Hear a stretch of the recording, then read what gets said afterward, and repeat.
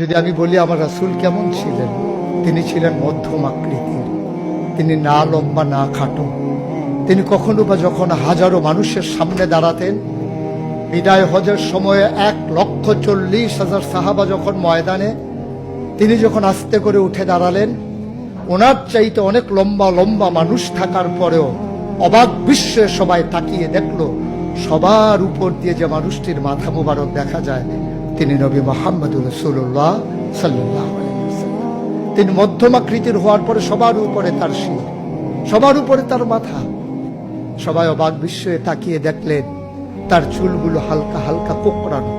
তিনি কখনো বা যখন চুলের ভিতরে তৈল দিয়ে আছড়াতেন, অবাক বিস্ময়ে মানুষ তাকিয়ে দেখতেন, মনে হতো চুলের মাঝে যেন মৃদু মন্দ ঢেউ দেখা যায়। তার কপালটা ছিল চওড়া শুভ্র, তার চোখের ভ্রুগুলো ছিল ধনুকের মতো বাঁকা, তার চোখগুলো ছিল টানা টানা ভাসা ভাসা, তার চোখের পাতাগুলো ছিল গোলাপের পাপড়ির মতো। তিনি কখনো বা যখন চোখের পলক ফেলতেন, অবাক বিস্ময়ে মানুষ তাকিয়ে দেখতেন, মনে হতো মৃদুমন্দ বাতাসে গোলাপ পাপড়ি দোল খাচ্ছে।